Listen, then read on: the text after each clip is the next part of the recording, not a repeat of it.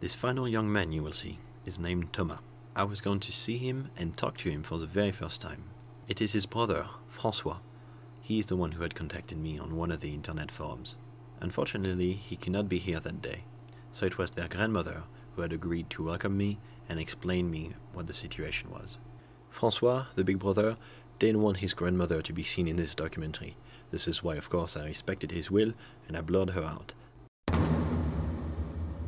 The saddest and the most dramatic effect that the 5 steps experiment can have on someone is to make you simply crazy, I guess. I cannot think of a more medical or appropriate term to say it. Unfortunately, it was impossible for me to meet these people, but not in this case. Thomas' family was wealthy enough to not have to send him to a mental institution. He wasn't dangerously crazy, but this experience had changed his personality so much, that he simply could not work anymore. He couldn't focus at work. This is where his family decided to keep him, thinking that this home environment would be the best way for him to get better and eventually get on with his life. Apparently, Thomas did the experience twice, and the mirror that you are seeing is where he did it the first time.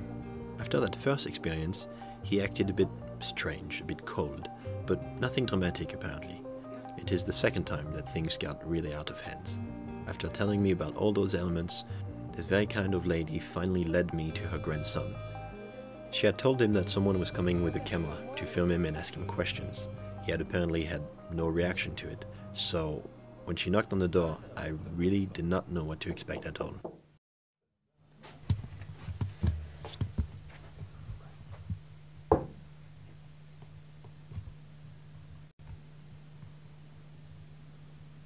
Qu'est-ce que t'as vu dans le miroir? Je sais pas ce que c'était. Je veux pas le savoir. Il y avait des flammes. Tout le monde brûlait. Ok. Vous avez fait ça avec quel miroir? Le miroir de la salle de bain. Je sais pas pourquoi. Pourquoi ce miroir-là et pas un autre? Vous voulez me montrer le miroir de la salle de bain? Allez voir si vous voulez. Je vais aller voir le miroir de la salle de bain.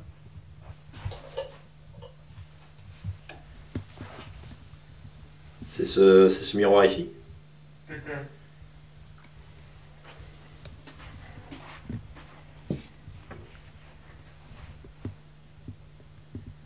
S'il vous plaît, partez. S'il vous plaît. S'il vous plaît. Ok, pardon. S'il vous plaît. Ok, pardon.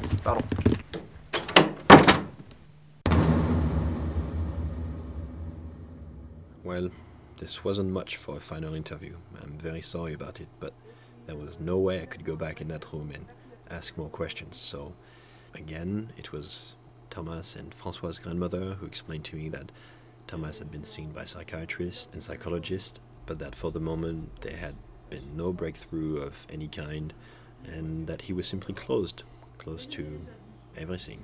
His condition had been as you'd seen for the last 5 months. The final troubling thing that I discovered in his house was that apparently Thomas sometimes would write down the visions that he had, or nightmares that he makes. Yes, visions, let's call it. And one very interesting thing is that according to Thomas's grandmother, some of those visions have happened. One of the last things that he wrote was about a steel, huge object at night containing all the evils of the world. Apparently those are the words written on the piece of paper, which she didn't want to show me. But what she did show me was the local newspaper of the precedent week, reporting and showing images of a cargo commercial boat which had been thrown by a storm onto the beach of the nearby town called Les Sables d'Olonne. From the vision of an evil box full of malignant spirits to a cargo boat capsized on the beach, it is indeed not very hard to make the bridge between the two ideas. I had of course to go to this small town nearby and see for myself what this vision of Thomas might have been. The police wouldn't let me or anyone else approach the boat more than what you can see, but after the interview you saw, I must admit some strange feeling was beholding me. I think it was time for me to go back and put an end to this documentary. So, what can I say? this is where my investigation stops. What I can say is that from the strangest neighborhood of London to small peaceful neighborhoods of French cities, something has been created.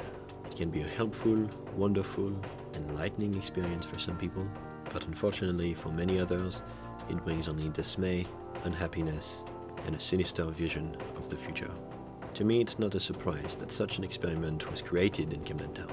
On the other hand, what is surprising, I think, is that so many people, men, women, people of different ages, people of different social backgrounds, so many people have tried the experience without even trying to research about it a bit, without even trying to see what exactly it is about, without trying to hear from others who may have done it, whether it was dangerous or not, as if only hearing about it was so gripping that people could not stop themselves from really doing it.